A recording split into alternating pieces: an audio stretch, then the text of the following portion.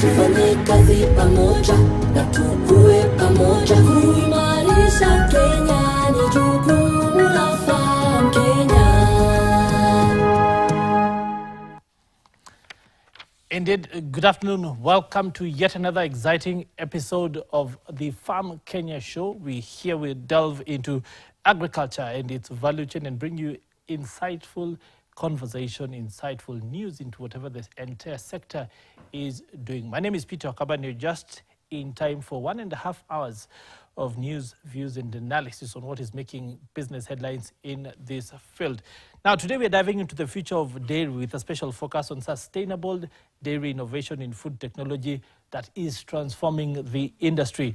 You, of course, can join us as we explore these groundbreaking advancements while looking at what is shaping how we produce and consume in the dairy sector. And we're very thrilled to have in studio with us Sanyal Desai. He is CEO of Radical Communications. They, of course, have just over 10 years of experience in the agriculture, agri-tech, and exhibition space. Now back with innovation around the dairy sector itself, with an entire event around how the dairy sector is, of course, transforming in regards to technology and innovation that expected to start tomorrow. So something that you can look forward to. And of course, he's here to talk into just how that has been put together and what your takeaway from that can be, and the benefits for youth who, of course, are looking for various ways to get into this sector without necessarily having to keep cows themselves. Of course, very many different opportunities along the entire value chain for anybody who wants to get in, and the technology to do that is readily available. So that exhibition bringing us insights from all over the world and how that can be transformed to work in the Kenyan space to create value for you. That, of course, later on, of course, that enlightening discussion promises to inspire and inform. But in the meantime, let's look at what exactly is making news in the agriculture sector.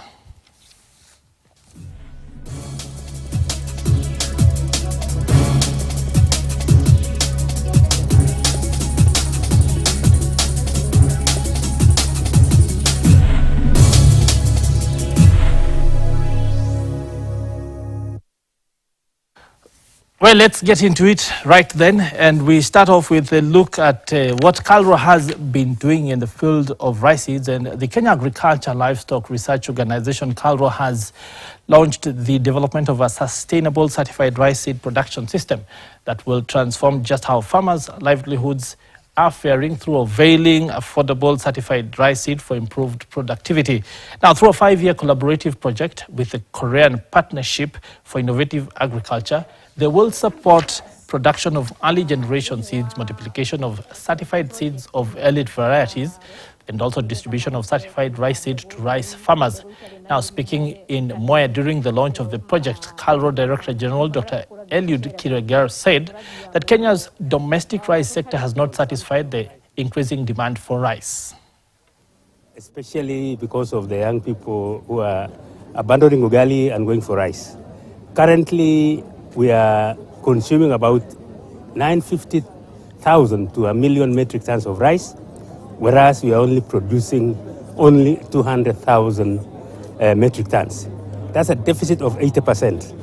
For us to be able to close that gap, we need to have a seed system which ensures quality seed, affordability, so that farmers are able to increase production. Hopefully in the next 4 to 5 years, we will have bridged a gap of up to 50 to 60% of what we are producing. We'll have reduced by 50 to 60%. Through the project, every year we invest $1 million. So 5 years project, so totally $5 million.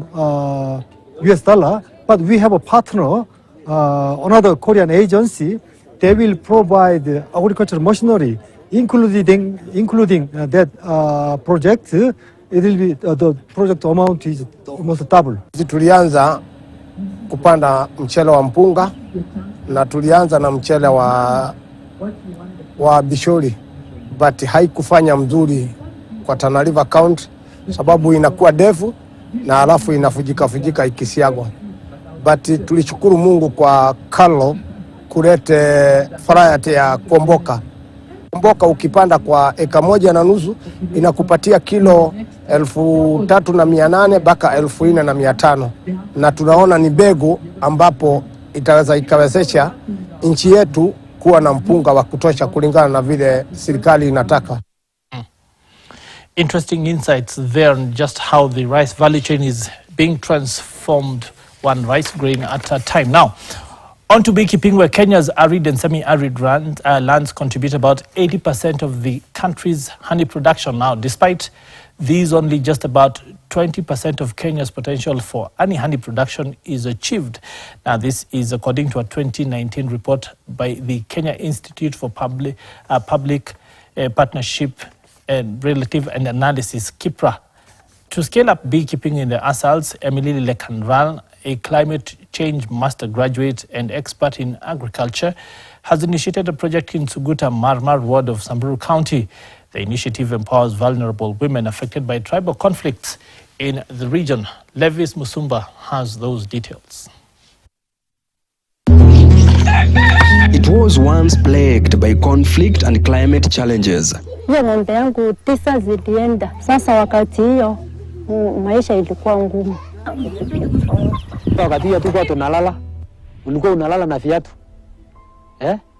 Unasa masikio yuko tu nje. Unasasukia, yani watu wamekuja wanatafuta mbuzi, wanatafuta ng'ombe. Sasa utafanyaje? But now it thrives on hope.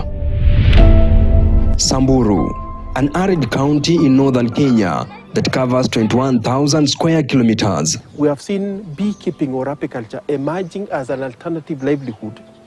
One, to address the gaps that communities are facing in terms of earning income and generating a livelihood. And two, coming in as an empowerment mechanism for communities that have, for lack of a better word, could be referred as pastoral destitutes, who have lost their livestock as a result of conflict or as a result of drought. Through beekeeping, led by resilient individuals like Emily Lekarkar and Wilson Lemaramid, communities are turning adversities into opportunities. I was also looking at business that is not involving, just need a small capital and that is it. The other thing, I was also looking for a venture, a nature-based venture that will respond to the climate adaptation and mitigation, and including conservation. With the trained and 500 beehives provided through the World Food Program, 600 farmers across Mararal, Suguta Marmar and Losuk wards have embraced beekeeping, boosting local honey production. We worked with the county government to identify what is the specific alternative that these communities need. And when apiculture came up as the main activity, that is an area that we're investing in up to June 2027 to see whether we can increase the production capacity by 30%. This initiative not only addresses food insecurity, but also empowers women like Neserian Leonoko to enhance crop yields. The scale-up in biodiversity that is crucial for ecosystem stability amid climate change makes it a better alternative. I am championing for the transition from a pastoralist community to a community that is able to accept and pick up crop production. I also urge my community to venture into crop production, as it will help to solve the problem of food insecurity and malnutrition cases in our county. Some regions have an abundance of flora crucial for beef feeding. According to the Kenya Institute for Public Policy, Research and Analysis, KIPRA, only about 20% of Kenya's annual honey production potential, approximately 25,000 metric tons, is currently achieved, leaving the full potential of 100,000 metric tons unrealized. Despite this, Kenya remains the third largest producer of honey in Africa, following Ethiopia and Tanzania.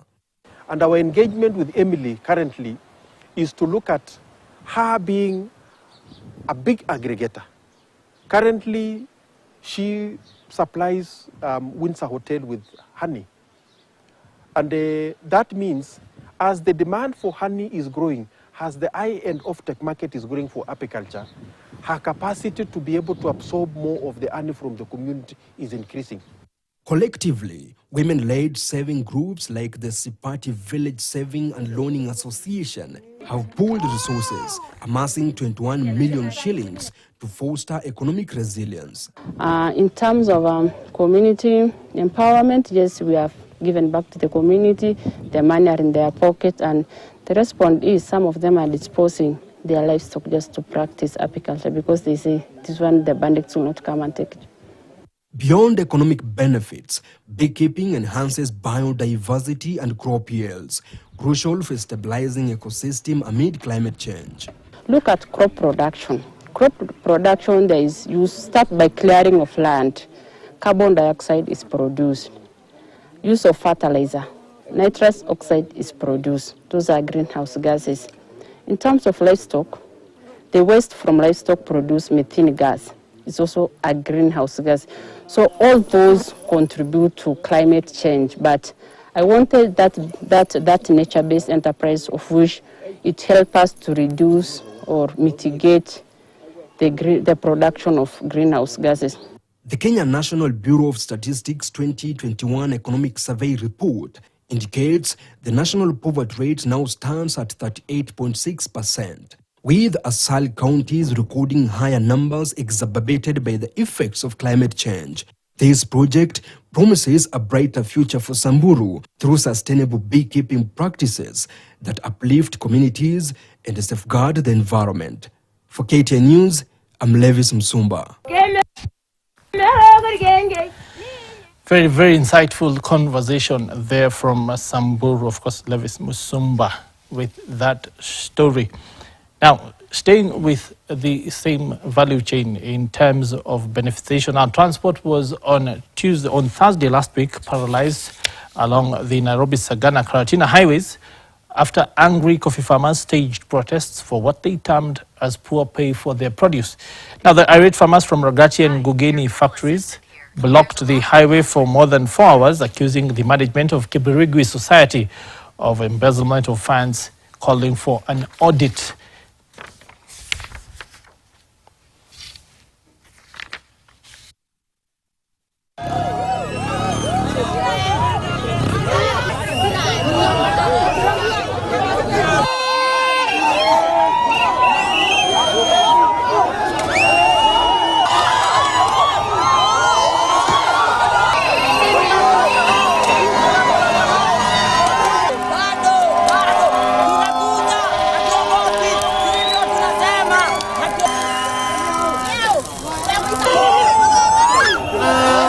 Tuko na hasira kama wakulima wa Ngogoini. Tumetolewa rate ya kahawa ambayo tumengojea miezi minne. Tulikuwa tunaingojea mwezi wa 4. Sasa ni mwezi wa 7, karibu mwezi wa 8. Tumekasirika sana. Sasa tunasema kahawa ya Ngogoini ni quantity sio quality. Yeye ndiye broker mkubwa wa kahawa ya wizi. Sasa tunataka huyo mtu atolewe na tuchague wengine wenye wako na uwezo wa kuongoza watu wa Ngogoini. Leo imekuwa tu ni demonstration peaceful.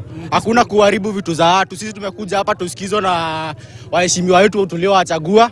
Wasikie wa Morango ni wewe, tunataka utusikie kwa sababu watu kutufinyilia kabisa. Tuko nyumbani juu ya school fees, hatuwezi lipiwa, wazazi hawana kitu. Tumekuja hapa ndio viongozi, hata kama ni Rigiji, asikie hii maneno, ajue hatujafurahia na aongee, sababu yeye ndiye mtetezi wetu.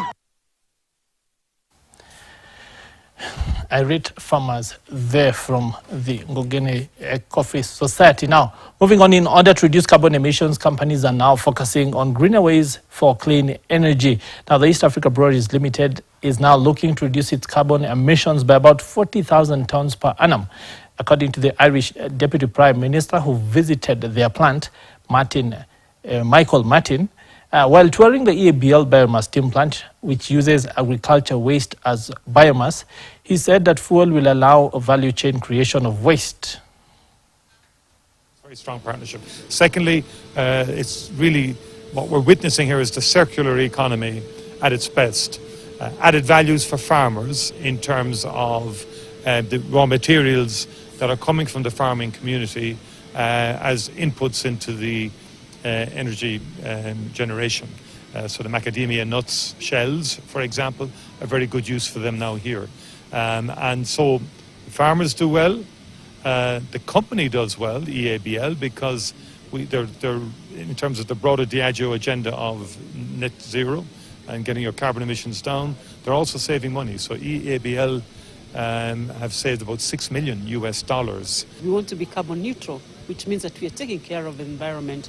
Just by installing this space, we reduce our carbon emissions by 95%. That is very, very, very significant. And then I think for me, the one that I'm most passionate about, we are creating value chains that were not existing. So for example, macadamia husks, they didn't have a lot of use, but now we are buying from farmers and we are creating that macadamia husk value chain, which will help the farmers. We are creating another one on sugar bagasse. We're experimenting on so many others as we get into the future, because it's not a very developed space.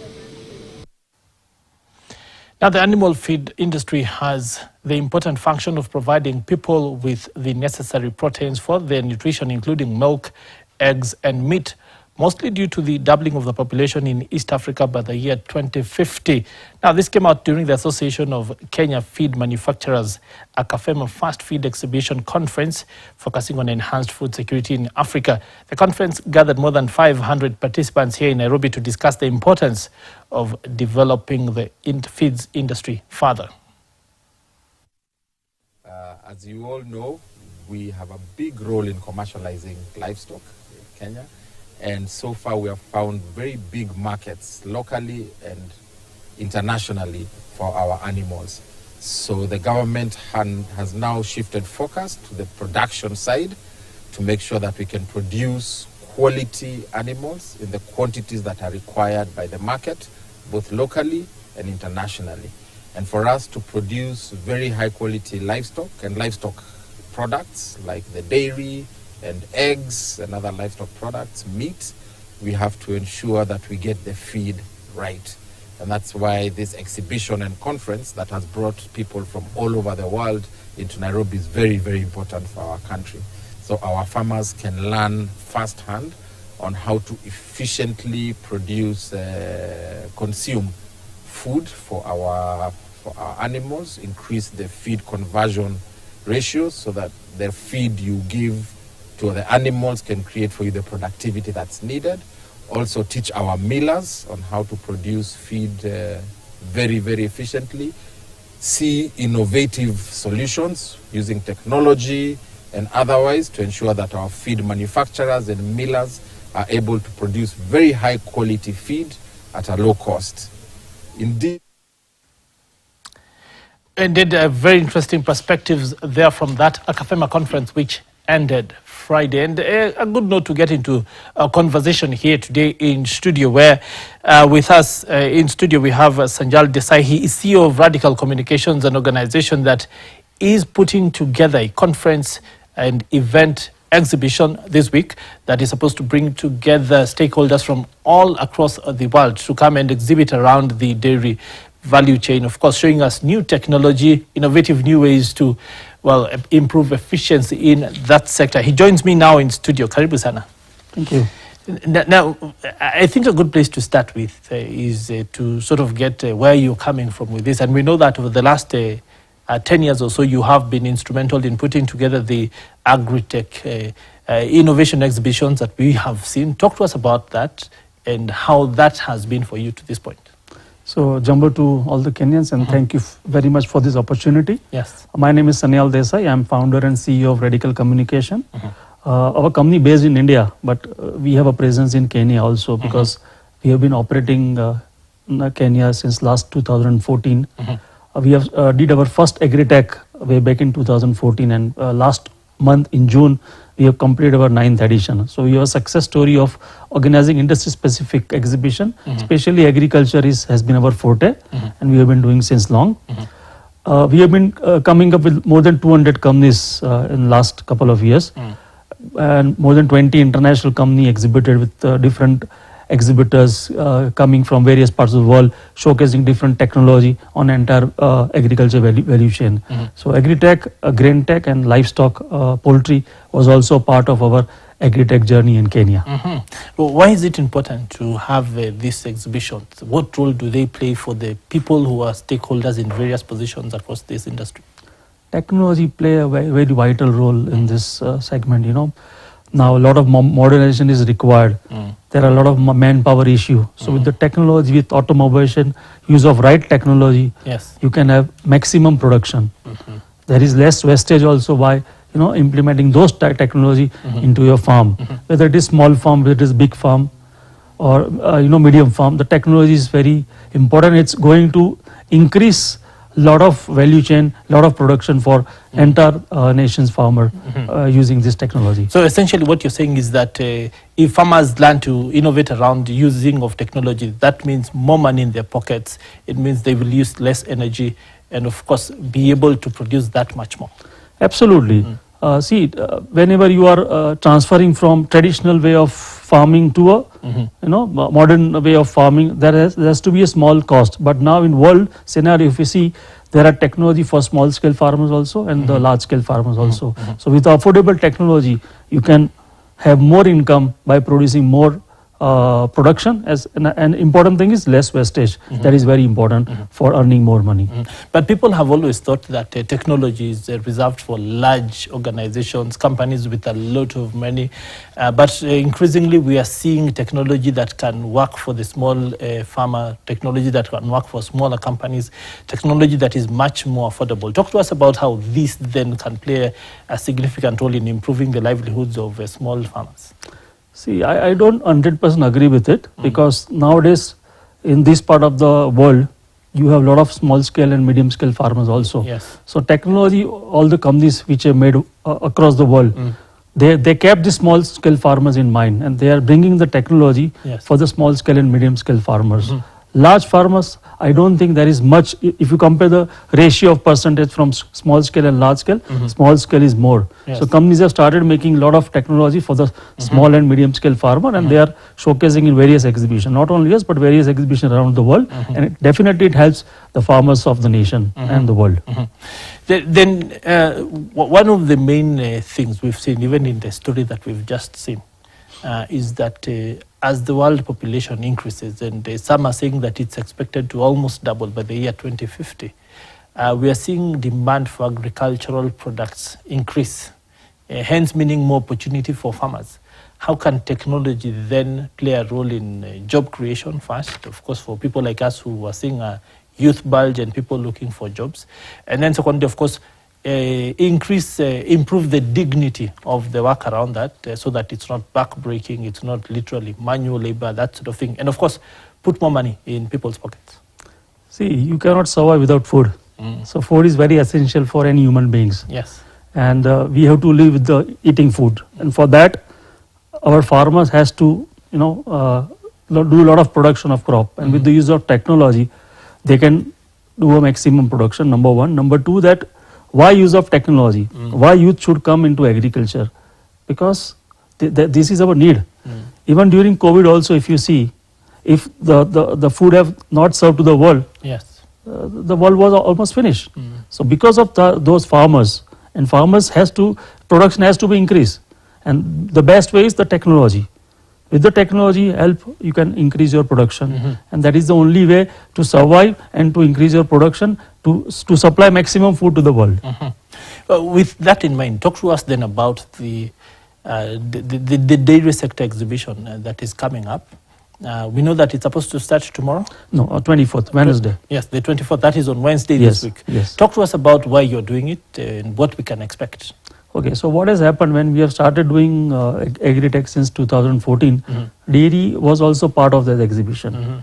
But then we thought that when we are talking about processing and technology, we should have a separate exhibition on dairy and food technology. So that's why from this year, we are doing separate exhibition of dairy processing, packaging technology as well as food processing technology, because the visitor profile is quite different. Because agriculture, you are entertaining more farmers. Farmers are coming to the show, where in this particular exhibition we are also inviting dairy processors, the supply chain, the cooperatives, and the dairy farmers in the show. So it's a different. And then we also have some concerns with the venue, because venue doesn't provide much space to accommodate both the exhibition. So we decided that let's do separate event on dairy and food technology. It's an interesting thing that you've said, because most people hear agriculture and then think farming. But it then turns out that there's so much more that you can do along the value chain after the cow has been milked with that material. Talk to us about the different roles in the value chain and how this can be turned into opportunity. So there are 3 steps of entire agriculture value chains you see. First, the farming in agriculture. You should have a small dairy farm also, which give you additional income. You can have 5, 6, 10 cows. You can have a milk and you can sell the milk. You can also use for your home, for own consumption. And third thing which you rightly said, if you process. So now there are a lot of farmers, they are having farming, they are having a small dairy farm or a medium dairy farm, and then they are converting into the lot of value added products, butter, cheese, yogurt. So that's again is giving you more money. And with the cooperatives coming in this part of the world stronger, I think you'll have more opportunity for a combination of farmers coming together, making one small dairy and earning more money out of the value-added dairy products. It's interesting that you talk about value addition, because in Kenya for the longest time we've had a challenge with hawking of unprocessed milk. Yes. And what you're then saying is that there is now technology to help farmers start to value add this so that it's standardized for the market. Absolutely, because any technology is very important, and you have to understand that all these value-added products is necessary for the world. When we do breakfast, we need butter, we need jam, we need cheese. So it's and the demand is going to increase. So if you have all kind of these facilities, and there is no problem of having milk and cow in this part of the world, so why not have more added value and earn more money and more production of this value added product as well. And I've seen in last couple of years there are a lot of new dairies have come up in Kenya, especially in Kenya. There are a lot of new cooperatives have come up in Kenya. So overall it's good for the industry and good for the country. So then what you're saying is that then it is natural progression that after we've seen dairies come together to first off course, collect the milk and deliver to KCC and others, then they've started packaging it themselves and getting it into supermarkets and that sort of thing, that the next level then would be to start getting value-added products from the milk, things like butter, things like cheese and that sort of thing. Absolutely. What should it take for those companies to start doing that? So as I said that the dairy farming is must. So you produce the milk and then either you tie up with the cooperative sector or if you have finance, if you have own budget, you can have a small dairy or medium dairy. You can have your value-added products. You can sell in the market directly or through the cooperatives. And for the farmers of Kenya, we are bringing all this technology in dairy tech and food tech. All the dairy processing machinery, packaging, chiller plant, consultant. They all are coming from across the world. Like we have exhibitors from India, China, Switzerland, local good companies of Kenya also and East Africa also, they are exhibiting. And they are here to educate the farmers and the dairy sector of Kenya. And talk to us about then what farmers, what stakeholders, what visitors can expect when they walk in here. You've mentioned the different people who are coming. Give us an in-depth view of what exactly a person who walks in here can expect to see and what they can expect to meet. Okay, so for example, you are planning to have a dairy, then entire machinery of dairy, starting from milk processing to chillers to the softeners and the chemicals, each and every technology, the IT sector, they are also exhibiting the packaging machinery. You produce milk in the bottle, but then you need to package that bottle or maybe a pack. So you need all the technology to have an entire dairy. So all these technologies, our exhibitors are coming here and showcasing. So if you are planning for a dairy, you can visit the exhibition, you will have the entire value. And there are also consultants sitting there. They will also guide you, which is the better technology for you based on your requirement. It's interesting that you talk about consultants, because again, one of the gaps that we've had here is knowledge. Absolutely. And the fact that for a long time in Kenya, the agricultural extension services sort of died out. Do you think that the consultants we have at that exhibition will be able to make a difference for people who have a vision for example, I know cooperatives in Nyandarua County that have been producing just UHT and the other types of milk, but have never really been able to get into cheese, have never really been able to get into maybe yogurt and those sorts of things. Is this knowledge ready to be turned into things that people can actually say that this person will walk with us through the journey of purchase and setting up? So absolutely, because now if you see the scenario world over, majority of bigger companies, they are having consultant within their own company.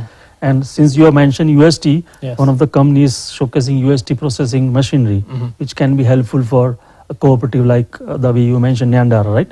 So many technologies, they are there, consultants are there, they will guide you how to start. Even if you don't have a dairy plant right now, but if you're thinking in the future, you can visit, you can meet them, and they will guide you that this kind of machinery you require. Obviously, you have to tell your requirement. As you said, Nyandara is having this issues or this quality of milk they are producing. So each quality milk producing, they are having a different machinery, different entire plant and machinery they can set up for you at a affordable price. Because I know we have been doing a lot of exhibition throughout the world, and if you see the recent times, Indian machinery is also very low affordable machinery. Cost, yes. Chinese are good, even the Europeans are good. So you have to choose based on your requirement, based on your finance, based on your funding, based on your overall capacity, what kind of machine suits you. But I can say overall everybody is there who can guide you. Indeed, very good insights there, Sanjal. We want to go to a short commercial break, but when we come back on the other side of the break, we want you to talk about best practice. You've talked about Switzerland, you've talked about the Netherlands, you've talked about India. We'd like you to paint a picture of what the best practice of dairy in those countries looks like and the lessons that Kenyans can then borrow, of course, in regards to the technology that you are exhibiting. But that's on the other side of this short break, so stay with us. We want to take that short commercial break now. We'll be back in just a couple of minutes. Mlango wa kulinda kuwa mshindi, kuwa na uhakika sasa, kukulea mustakabali wa baadaye. Tufanye kazi pamoja na tukue pamoja, kuimarisha Kenya ni jukumu la Farm Kenya.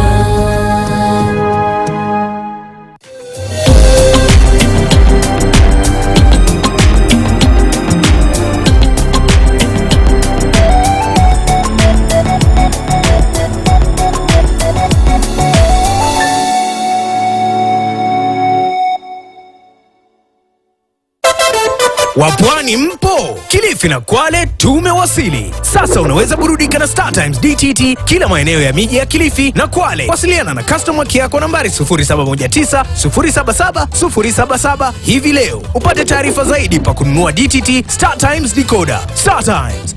Enjoy digital life. Life is unpredictable and accidents may happen leading to disability, sometimes death. Protect yourself against uncertainties of disability, death, or medical expenses related to an accident by buying a personal accident policy. Read and understand the terms and conditions of your policy. This message is brought to you by IRA, Bima Bora, to embark on an electrifying Times Decoder. Star Times. Enjoy digital life.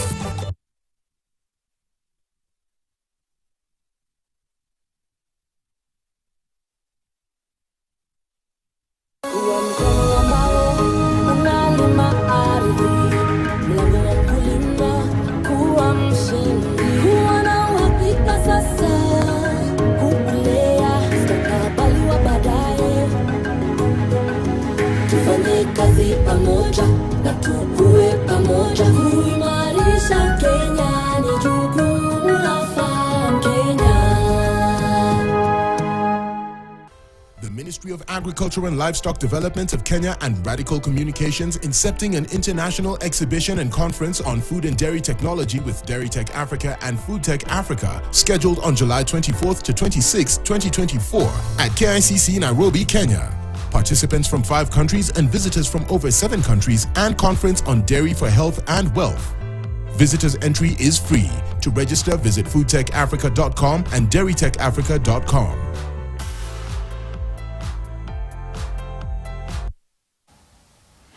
Well, thank you for staying with us here on Farm Kenya here on KTN Home, of course, also co-hosting on KTN Farmers TV. With us in studio, before we went to the break, Sanjal Desai, he is the face behind, of course, Dairy Tech Africa, the conference that you have seen there starting on the 24th, running to the 26th of the month here in Nairobi, focusing on the dairy value chain and the technology around that. Before we went to the break, we had, of course, indicated that we would be discussing best practice in other countries. So let's get right to that, Sanjay. And of course, the fact that you had mentioned earlier on, and we've seen there that participants from 7 countries, there'll be visitors from many other countries, of course, in this space. What are the lessons that Kenyans can learn from best practice in other countries? We know that you've experienced in many other places. Talk to us about some of the examples that you can point to in terms of technology and that sort of thing. You mentioned India when we were talking on the break. Talk to us about what this value chain looks like there and the way they've been able to take advantage of technology.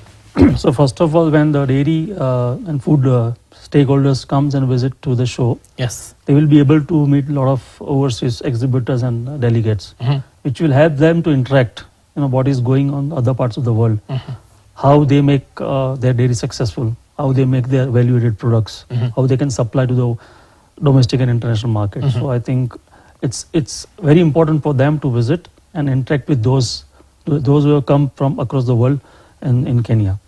When we talk about best practices and the dairy sector, the first 4 countries which keeps in my mind is India, Netherlands, Denmark, right? So you have to understand how these countries are very popular, in Switzerland, how these countries are very popular and successful in dairy sector. So if I talk about Europe, Netherlands, Denmark and Switzerland, they are using a lot of innovations and a lot of technology in their dairy farm to make a successful businessman. Especially because we tend to hear that labor in those places is quite expensive. So less people but more machinery in the field. I have seen robots working in the dairy farm. Even to pull out the milk, the robots are, through robots they take the milk. So there are a lot of technology has been used by them, and that is how they are very successful.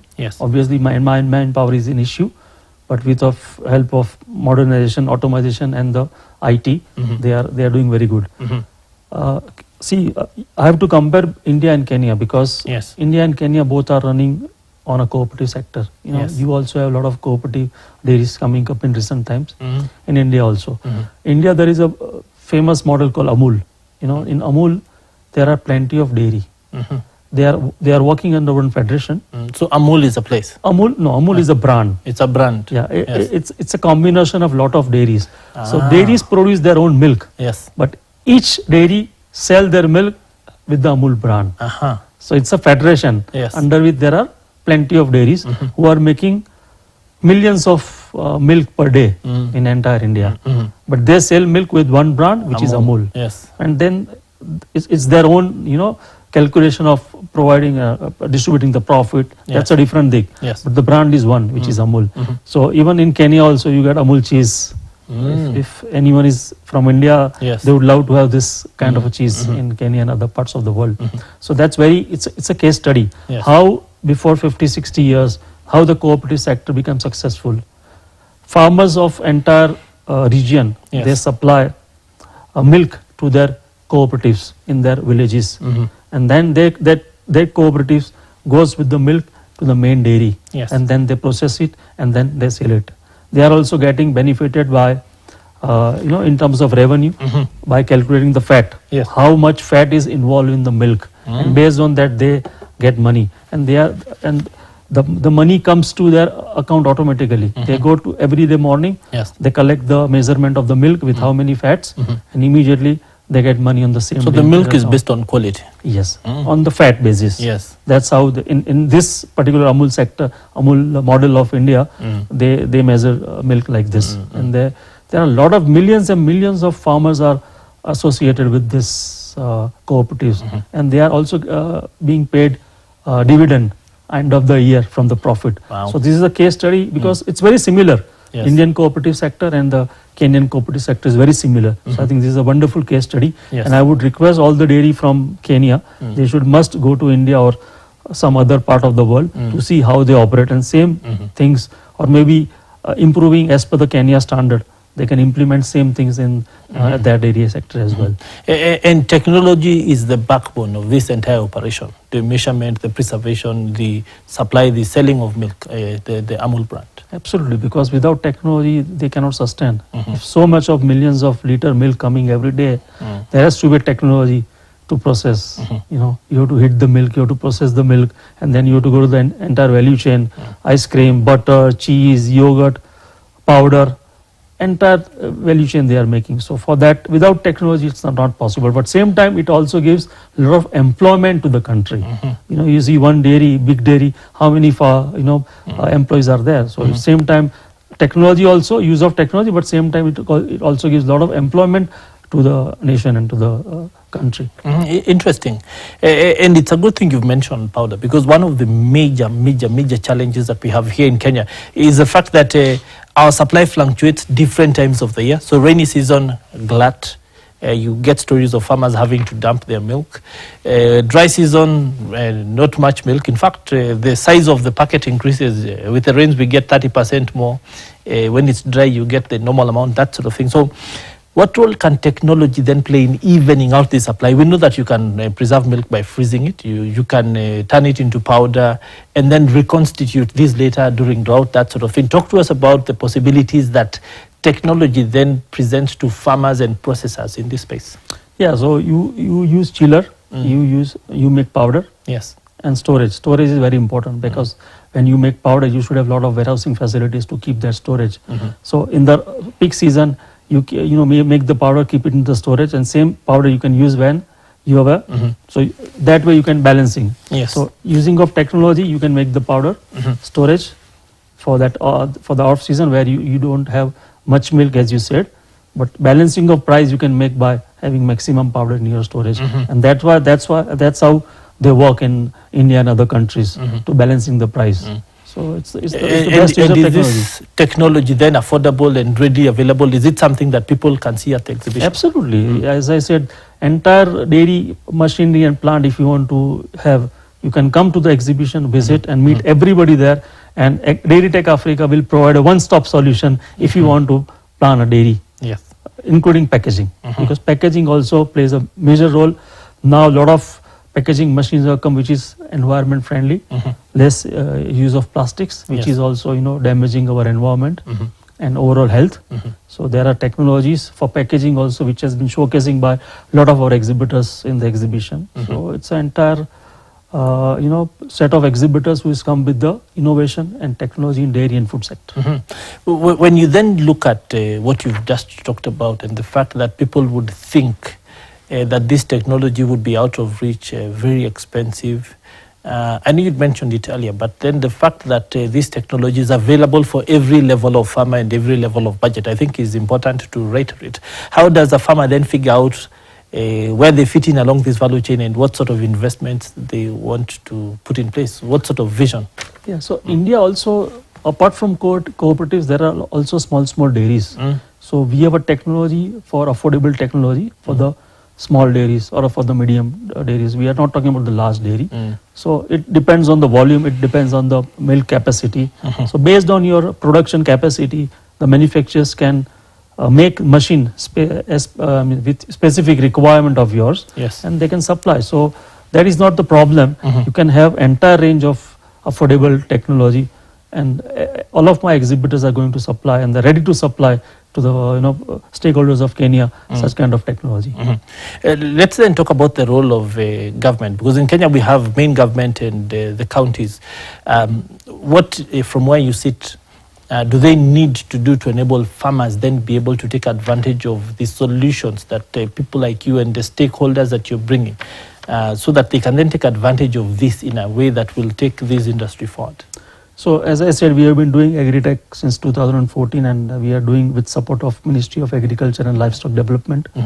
Under patronage we have been doing, and the support has been very phenomenal. The support has been very encouraging to us, because when you are coming from all the way from different part of the world and started to build your relationship in Kenya, and you get government support, especially with the international exhibitors, because when they are coming here with a lot of expectation. What is the policy going on? What are the subsidies going on? How government can help to grow our industry within Kenya? So I think so far government has helped us a lot.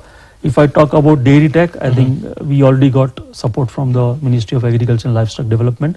Kenya Dairy Board is doing a fantastic support, because when we talk about dairy, they are the regulatory body. So without their support, this is quite difficult for us. When their support is encouraging.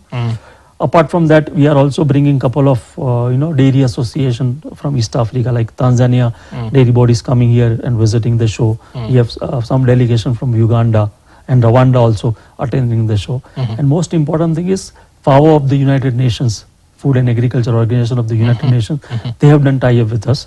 So along with exhibition, we are doing a 2 days technical conference where speakers are coming from the various sector, from the regulatory body, from the processing side, from the packaging side, from the production side. So they are coming sustainability.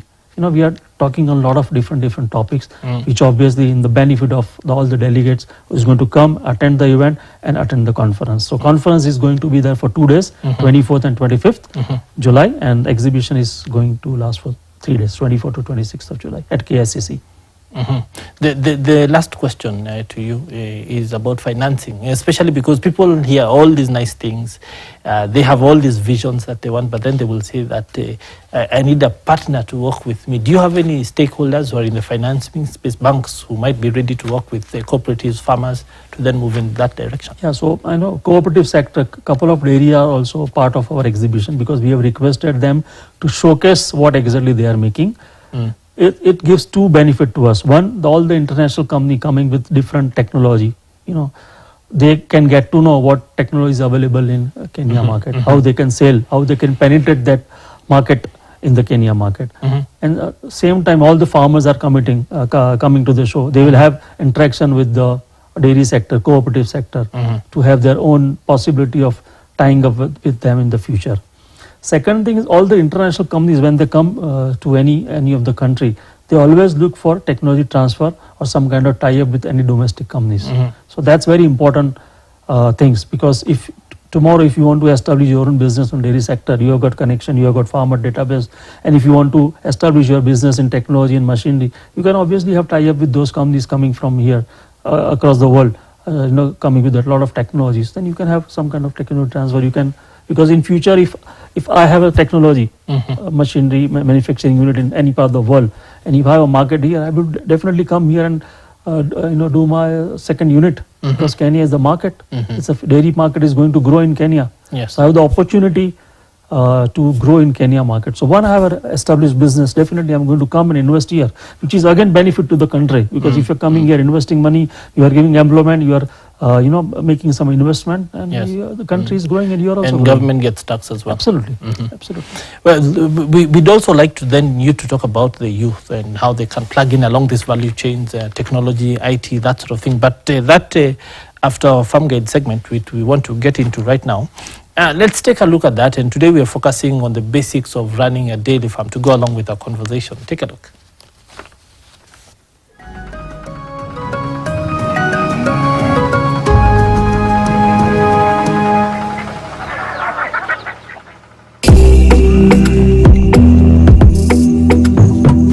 There are several breeds that are in the dairy farming space, and these dairy breeds include, but are not limited to, Jersey, Fresian, Guernsey, and Asia. So these 4 are the main that people have. Others are crosses between these cross breeds, and I mean between these pure breeds and other indigenous cattle. So for a farmer, really, I do not really focus. I would not advise a farmer to focus on on maybe a particular breed. But they should be able to narrow down to production per day, because that is where the business is. Because for a farmer keeping any of the above mentioned breeds and they are giving them 3 liters of milk, be it a Frisian for example, you are not in business. Why? 3 liters of milk, if you multiply, that cow cannot feed itself. That cow cannot even be able to acquire the veterinary services. There are people in the farm who need to be paid, maybe the farm hand and the suppliers and people like that. But for you to say you are in dairy business, your cow should at least be able to give you 20 liters every day. And since a cow is in production for around 305 days every year, by the cow coming on heat once per year and giving you a calf per year, then the period of time your cow is supposed to be in milk is around 305 days or thereabout. And therefore, you as a farmer should be able to make sure that you are earning at least from that cow 20-25 liters on the minimum. But there are some other breeds that can take you even up to 50, 60, depending on how you take care of that animal. But any animal that is below 20 liters, if it is then a single cow, then you are not in business. Then there is also the issue of numbers, because you may be having just a single cow, which then maybe even producing 60 liters of milk, but you are not in business as well. Why? Because there are so many bills to be paid. But with numbers, say you have maybe 10 to 20 to 30 cows, but starting from 10, for example, then you are able to have a very good business case. Why? Because while some cows are in the dry period, some are giving birth, and others are coming on heat and are being served. Therefore, your consistency of production is across board. The whole year you are in production. The breeds, therefore, you focus on the production per day, whatever the breed is, but some have advantages over the others. For example, the Jersey, the butterfat content is higher than the rest of them, about 3.5% going up. And the Jersey also feed on small amount of feed, given that they are small body sized. Therefore, you stand a better chance of if they are getting you to the 20 and the milk is quality, then you stand a better chance. As compared to, say, Frisian, which is eating too much and then maybe giving you the same amount. So when you do your cost-benefit analysis, you find that it would be more profitable for you to raise Jerseys than to raise Frisians. But now each has advantages over the other, and therefore you need to seek that information as a farmer to find what are the advantages of one, the advantages of the other, and therefore you can make informed decisions.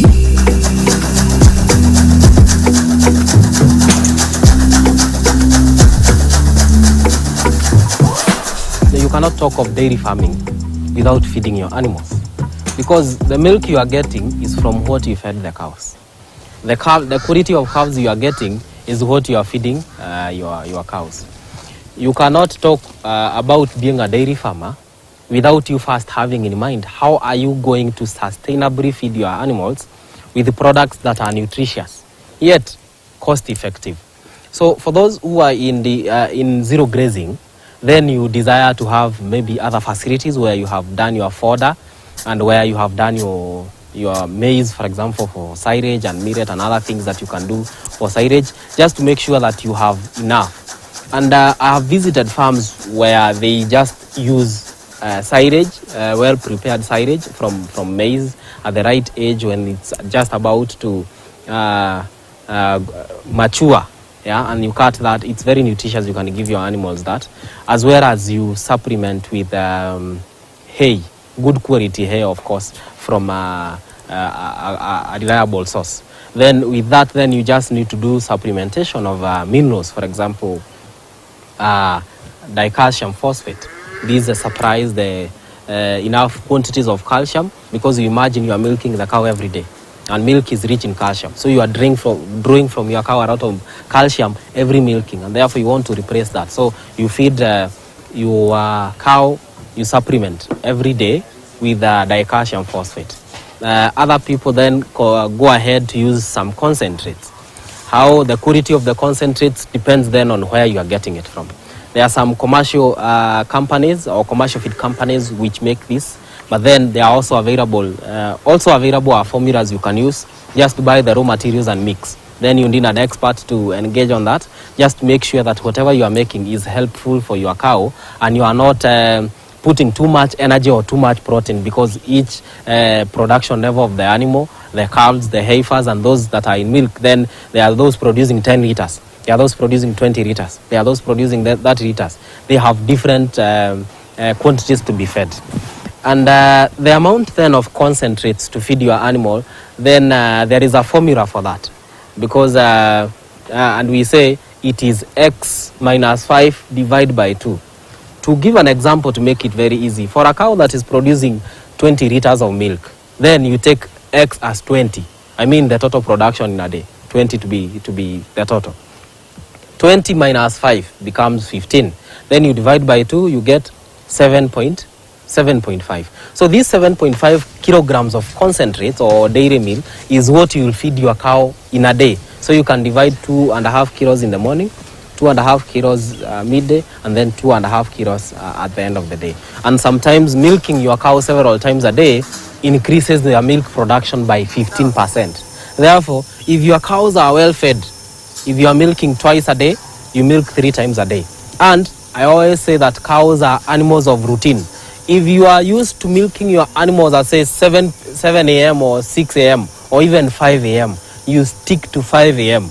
If then the next milking is around midday, noon, sharp, your cows are ready and in the, around the milking para, ready to be milked. In the evening, it's around 4 or 5, then you make sure that you do it at that time. And where I advise farmers to be feeding their animals the last meal of the day area before it's night, just to make sure that in case your animals are maybe having brought or something, you are able to capture that maybe an hour after your animals are fed. Therefore, if you feed your animals around 8 p.m. 9, you will not realize that they are going to brought. Why? Because you fed them into the night. But if you are able to do that earlier in the day, say around 5 or 4, the last milking, and then you feed your animals, that is a perfect scenario.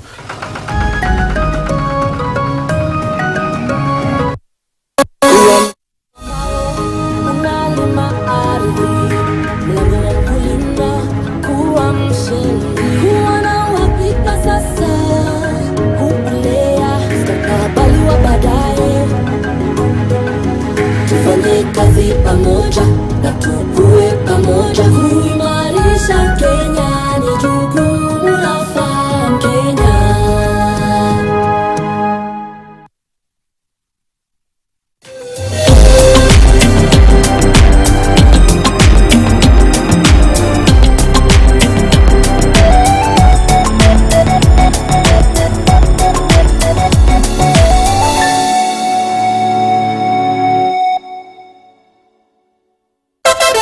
Wapwani mpo?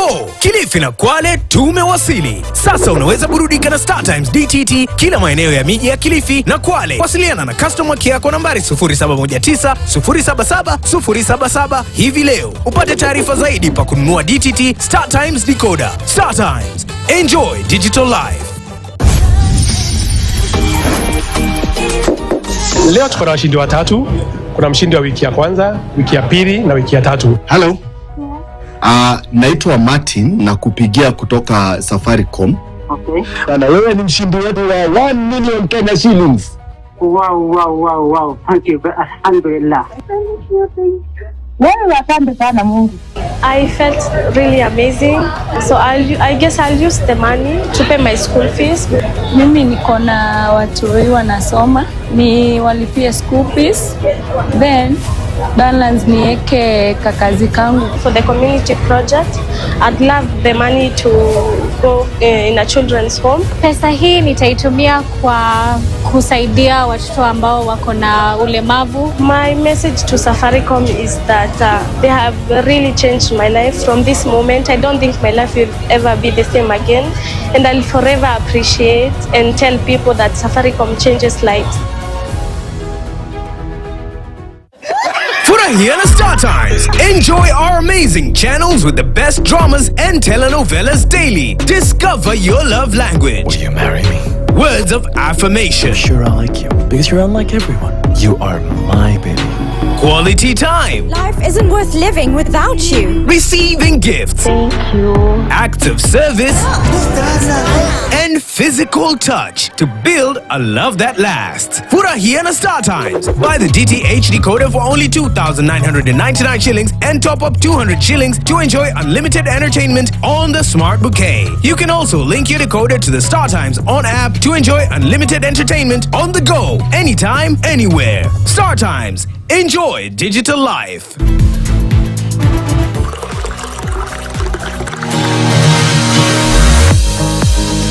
My name is Michael. I'm a content creator. Hii journey ya content naweza sema we don't start with numbers. Lazima kwanza uoneshe watu chenye unafanya ndo wapende, wakuja wakufollow, wakusupport. One of the challenges naweza sema nimeface ni acceptance. Unaanza video, you post and unakuja unapatana sana comments negative kwanza. Na hawa ni kama wanatakanga u give up tu, usiendelee.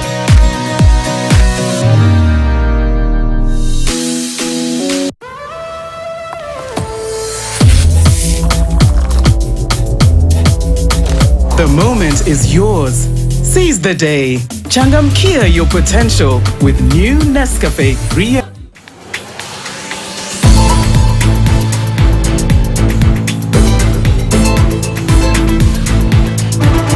Today, we are going to learn about banana farming. If I were to grow a magical plant, I will do a plant that produces songs because I love songs so much. If I wanted to be a farmer, I will be a farmer so that I could end world hunger in Kenya and also other countries. How long does a banana plant take to produce its fruits? We have different types of bananas. Then when they are producing the products, they take some months or even year and so.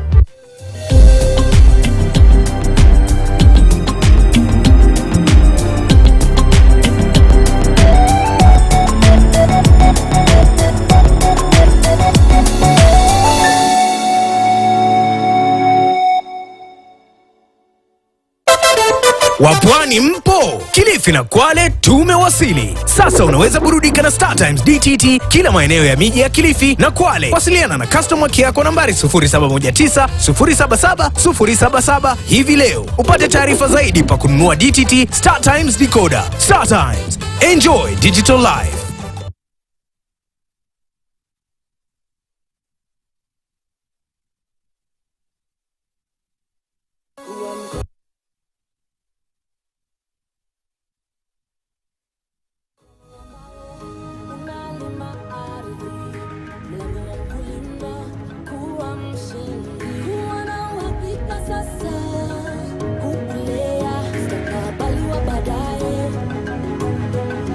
Tufanye kazi pamoja na tukue pamoja, kuimarisha Kenya ni jukumu la Farm Kenya.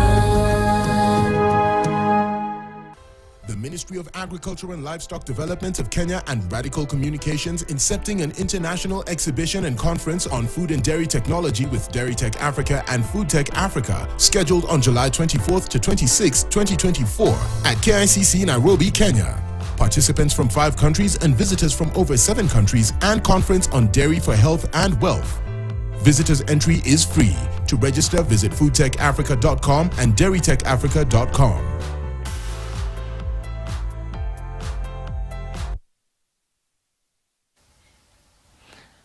Thank you indeed for staying with us on this edition that is specifically looking at the dairy value chain, and most specifically at that Dairy Tech Conference, which is happening from Wednesday for 3 days here in Nairobi. Of course, accompanied by a conference that, of course, is set to give you insights into the agricultural space, focusing on the value chain around dairy. And to remind you that Sanjal Desai, CEO of Radical Communications, he is the brains behind this event. He is here in studio, has been speaking to us about technology and the dairy value chain. Of course, still here to give us insights into that. But just before we get into that, I want to give you a bit of insights into just what the dairy sector means to the country and why we're talking about it, so that the dairy industry in Kenya is among the top in Africa and is the leading one in East Africa. The industry has been growing at an average rate of about 3 to 4% per year, thus providing a lot of opportunity for people who want to grow their industries, want to grow incomes, want to grow opportunity. And we have seen literally the same sort of growth in the cooperative space as many farmers and other stakeholders organize themselves around this. So the dairy value chain is an important socio-economic enterprise and contributes about 4.5%, 14% and 44% to the national, the agricultural and the livestock subsectors respectively. Now the sector provides livelihood to about 1.8 million smallholder households and employs about 750,000 persons directly and about 500,000 indirectly. Now, currently, total milk production in the sector is estimated to be 4.6 billion litres per year, not a figure to be sneezed at. Of course, this is according to the Kenya Dairy Board. Interesting statistics, and we want to get from that to the point where we are talking about how technology can then leverage this to provide jobs, livelihoods to young Kenyans who have been looking to kickstart their livelihoods. And I want to bring in Sanjala at that point and ask where are the linkages? Essentially seeing that at the global space there is so much technology, there's so much opportunity. How do we translate that for young Kenyans to be able to grow incomes, grow livelihoods? See, when you have milk in your farm, and by the time you have to go with that milk to the cooperative or dairy, you need some technology so that your wastage is less. So technology is going to play a vital role. So I would say there are chillers, there are BMC, there are a lot of other technologies which you can use in your farm. And most important thing is first you produce the milk.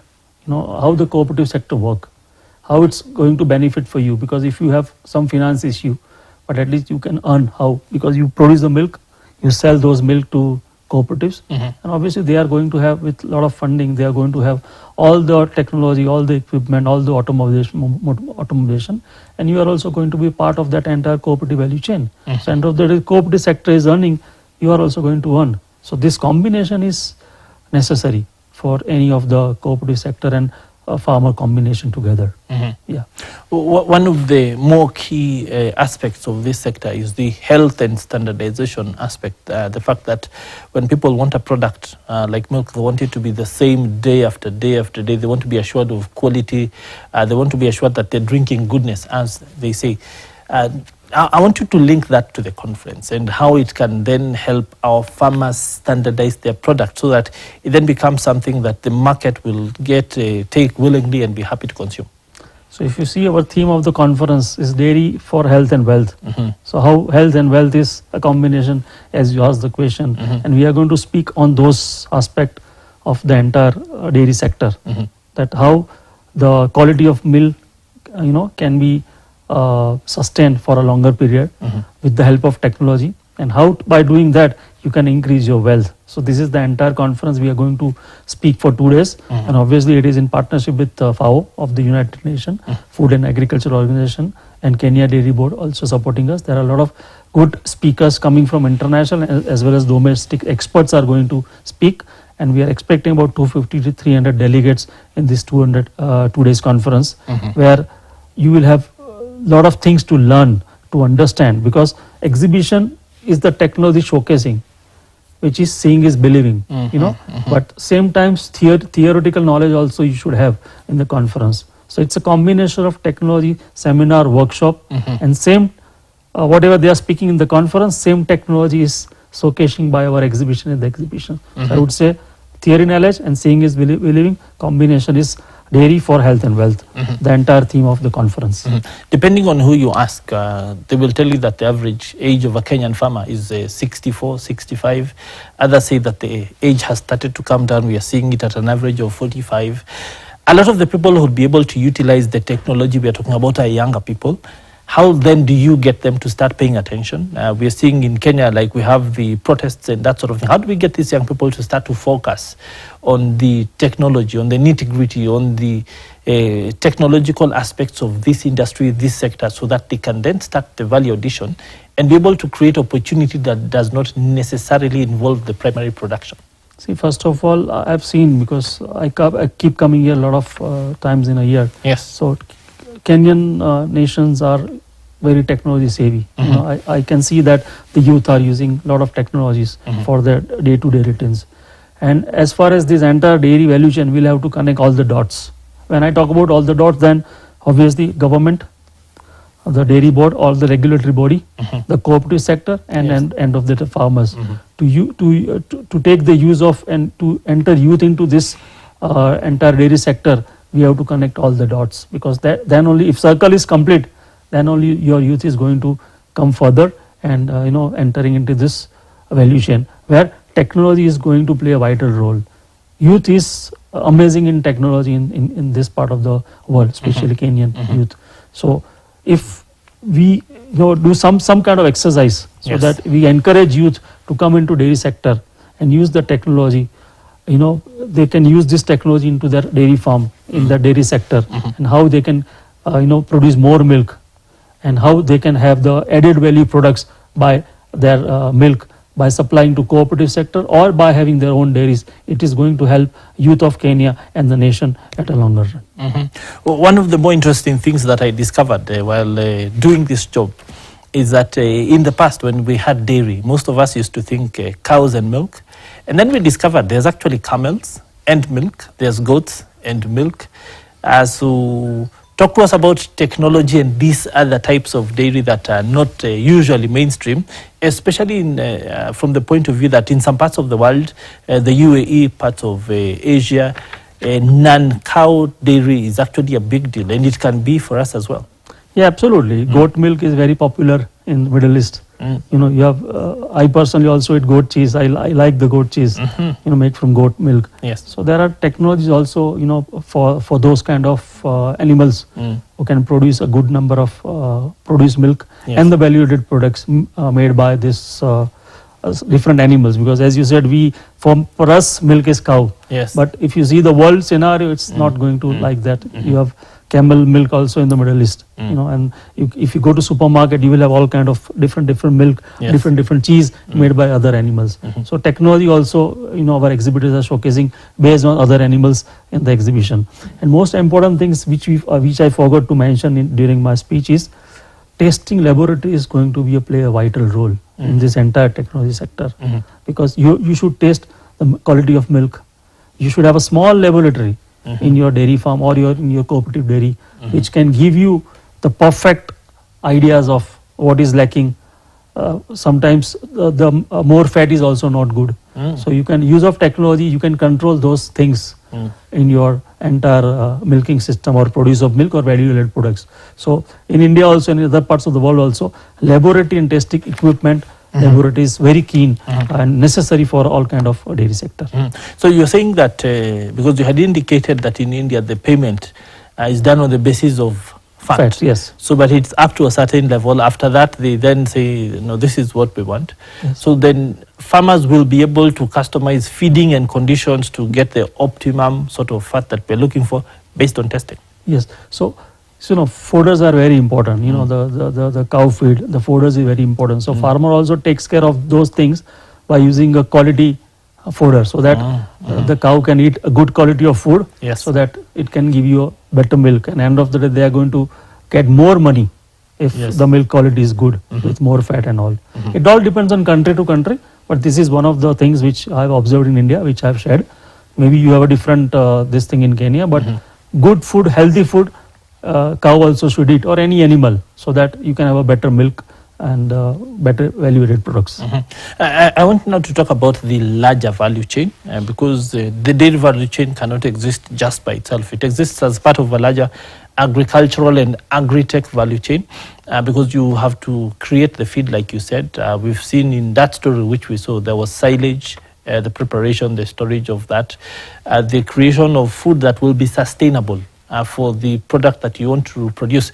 A lot of the challenges we've had in the past, for example, here, is the quality of milk. With the quality of milk has been things like aflatoxin and that sort of thing. How then does that technology play a role in ensuring that good quality of milk is achieved, and then the sanctity of the product all the way to market? Need that for us, and then talk to us about how the conference then plays a role in this space. So I know this aflatoxin is a big issue in Kenya, because last June when we were doing the same Agritech show for our Agritech Africa event, same set of questions was asked to our experts, and we are going to bring the technology who can sort out this issue, especially aflatoxin in this kind of a issue in Kenya. Storage, grain, how storage can help to come out, to get rid of this kind of issues. So those technologies are also showcasing by our exhibitors in exhibitions, mainly silage, the fodders, everything is available, and you can come there, you can interact with the consultant, the technicians, the experts of these industries, and you can get more knowledge by visiting the exhibition. I'm not sure this is within your purview, but one of the most expensive products that we have in this part of the world is baby formula. And the fact that this, of course, while not being entirely dairy, is also based on the product. Would the exhibitions, conferences such as yours help our industry start to trend in that particular direction, so that while it's a premium niche and something that is only done in some, because we have very few brands, it's something that we can start to speak to in the local space?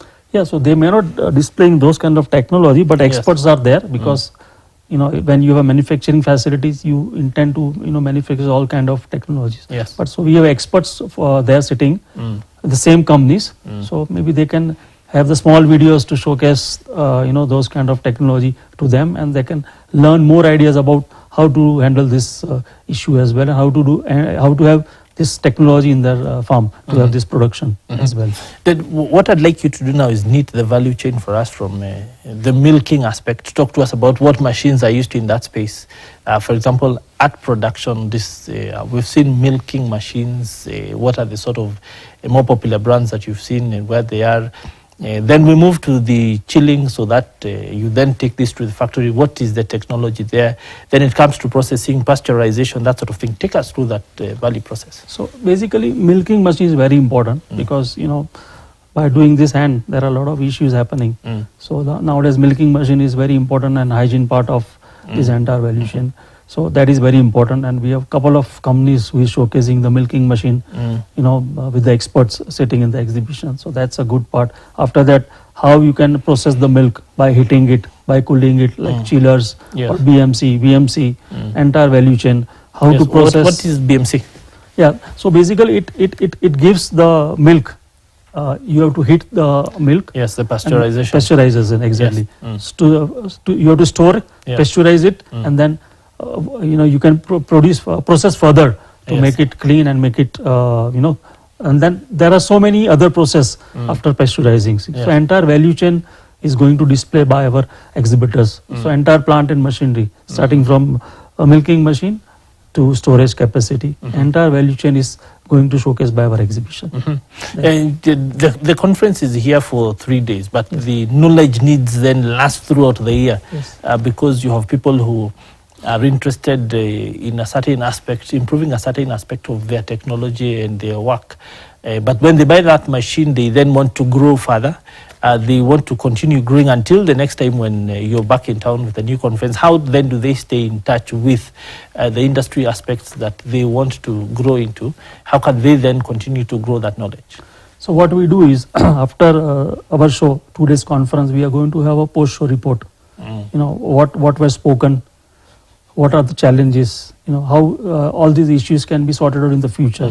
And with Radical and with Dairy Tech and Agri-Tech, it's not a one-time exercise throughout the year. We keep continue doing a lot of programs post-exhibition also. We do road shows, we do a lot of webinars, we do a lot of conferences based on our main event. So this is the main event, but the activities is going to last for throughout the years. And anyone wants to attend our webinar or attend our small conference, online conference, they are most welcome. And after this event, we'll have the database, and we will keep inviting them for our future webinars, where they can understand what was the takeaway from this event, whether it is exhibition or whether it is conference, what was the takeaway, what are the challenges Kenyan farmers are facing, what are the challenges and opportunities Kenya dairy sector has. All this we will discuss and we'll come out with a booklet in the future, maybe in next 15 days, and we will publish and distribute and circulate amongst all the visitors and attendees of the 3 days event. Then of course there are many people right across Kenya who are asking when you're going to go beyond Nairobi.